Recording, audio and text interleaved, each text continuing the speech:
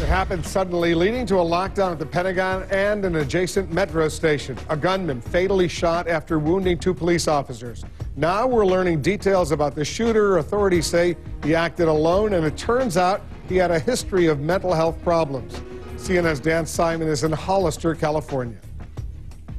Wolf, the parents of John Patrick Bedell put out a statement today saying that their son's actions were a result of an illness and not because of a defective character. We know that Bedell had been committed to a mental institution at least 3 or 4 times, according to the local sheriff here in Hollister, California. The sheriff today describing an incident that took place in Amarillo, Texas on January 3rd when a deputy pulled Bedell over for speeding, and apparently that deputy was also concerned about Bedell's mental health. In fact, he called Bedell's parents. The sheriff picks up the story from here. The next day, they filed a missing persons report on him because there's a history of mental health problems with him that the family's been dealing with for apparently a number of years. So that prompted them to go ahead and file this report. Bedell eventually returned home, but his mother was apparently concerned over a receipt she saw for $600 from a Sacramento shooting range, though we don't know if that was for a gun or for some form of ammunition, but obviously something that the parents were very concerned about. Wolf. All right, Dan in Hollister, California. Here's a question. Is the Pentagon shooting part of some sort of emerging pattern of incidents? John AVALON is the author of Wingnuts, How the Lunatic Fringe is Hijacking America. He's also a columnist for the DailyBeast.com. He's joining us now from New York. You remember a couple of weeks ago, a pilot flew into an IRS building in Austin, Texas. You got an intriguing piece on the Daily Beast today suggesting you see some sort of pattern here. Tell our viewers what you see. Well, what you've got here is not just evident mental illness, Wolf, but he does seem to be imbibing deeply from the conspiracy theories that percolate around the internet, what I call the fright wing of American politics, the place beyond right and left, but where conspiracy theories really take on a whole life of their own. He appears in his online writings to have been a 9/11 truther, someone who believed that the World Trade Center was demolished from within rather than attacked by Al-Qaida.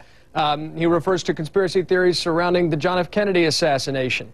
And a lot of this stuff is the kind of things you see when you troll around the internet at some of these wingnut sites, the theories that get pumped up there. And for some unhinged folks, they can take them too far, and that's what we've seen certainly today and also in the case of the IRS plane. What else jumps out at you as you assess yesterday's incident?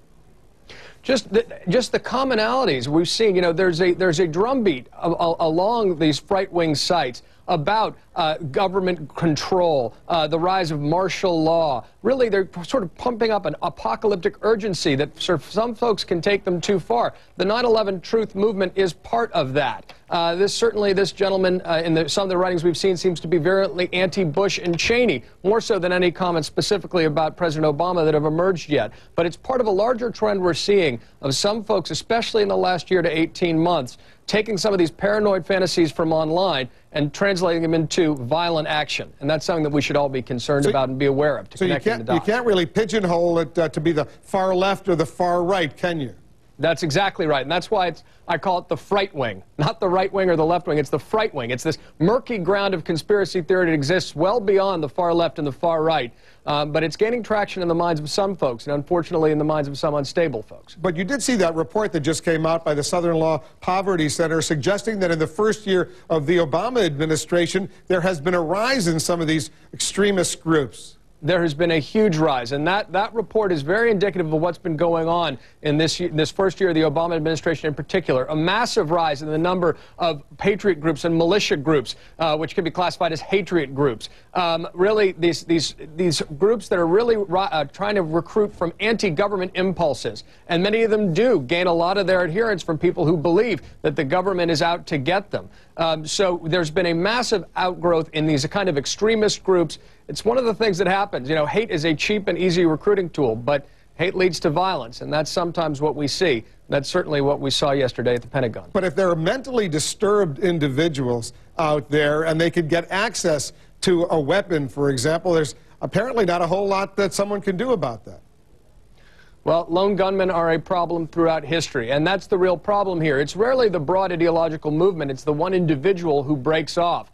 But as we saw in the 1990s, when there was another rise in the so-called patriot movement of that time with Timothy McVeigh, you know, it's sometimes the lone individual who's really had this stuff seeped into his soul who can cause terrible, terrible damage. Yesterday, the two guards thankfully survived more with superficial wounds. But we are seeing this upgrowth in extremist groups. And when you connect the dots, it's something for us all to be aware of. John Avalon, thanks very much. Thank you.